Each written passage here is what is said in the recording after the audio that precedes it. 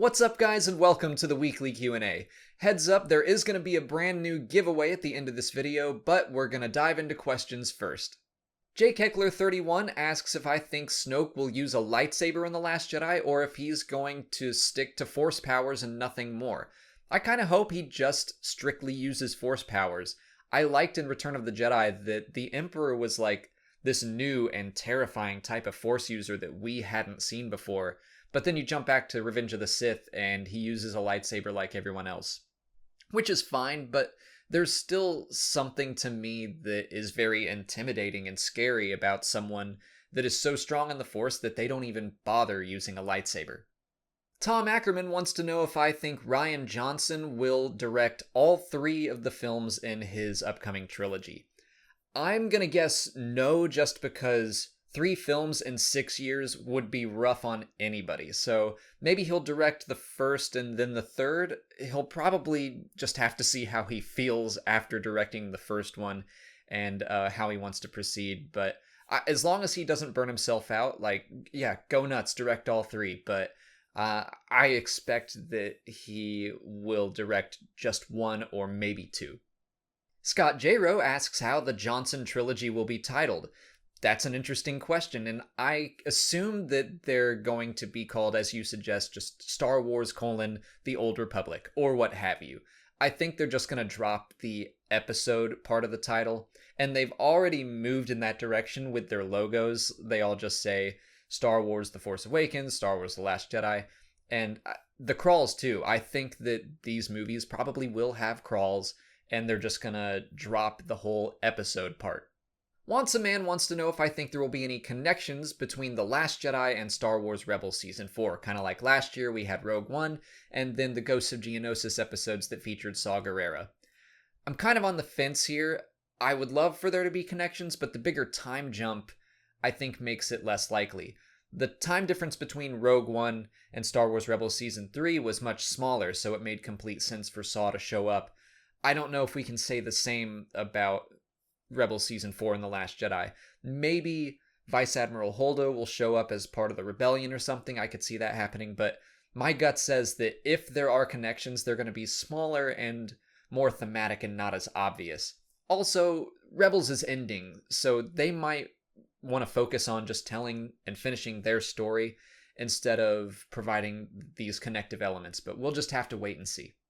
David Harper Jr. asks if there's going to be any novel released in between the Canto Bight anthology and Thrawn Alliances, because there is a pretty significant time gap where we won't be getting a new Star Wars book. Well, we are going to get The Last Jedi novelization in March, but I don't know that that counts completely because it's not a brand new story. It will be a story we've experienced, but still one that's going to, I'm sure, add some extra elements and things to pour over. But I do think we're going to get another novel in there somewhere. I would be very surprised if we didn't get a novel that tied into the Han Solo movie. Every new movie so far has had at least one novel to tie in with it that came out before the movie's release, so I would be shocked if Han Solo didn't get one as well. That's it for patron questions. If you're a patron and you didn't see your question answered here, just head over to Patreon where I left you a written response.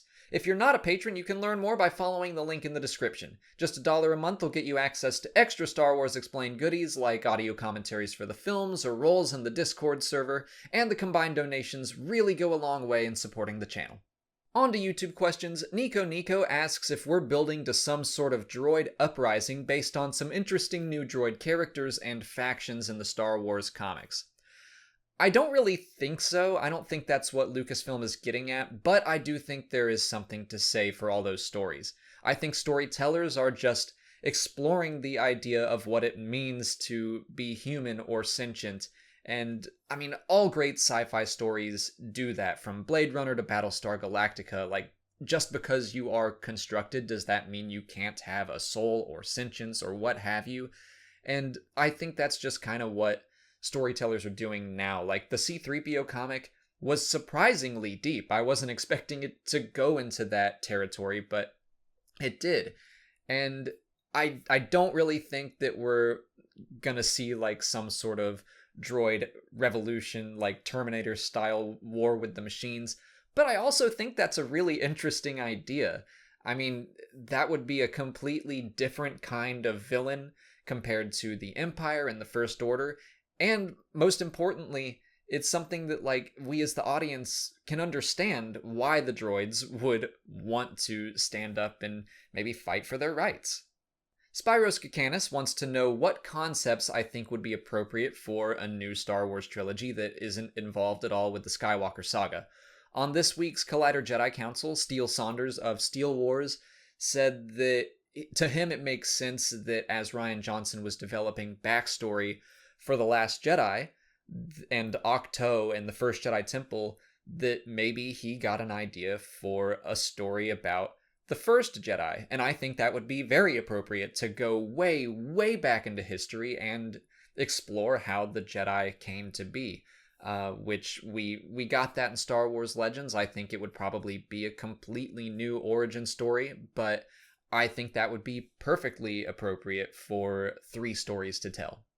Also, speaking of Steele Saunders, I think it's about time I start plugging my upcoming appearance in the Collider Movie Trivia Schmodown Star Wars Edition, where I will be facing Steele, and this week he had a few choice words. So Steele will, actually a couple weeks from now, we're going to be having Steele participate in our Fatal 5-Way for the Star Wars #1 contender in the Schmodown. It'll be Steele versus Shayna, who's also known as Geek Girl Diva. We also have Joseph Scrimshaw and Sam Witwer and Alex from Star Wars Explained. That is going to be some kind of battle. I'm excited for it. Oh yeah, but you promoted it wrong.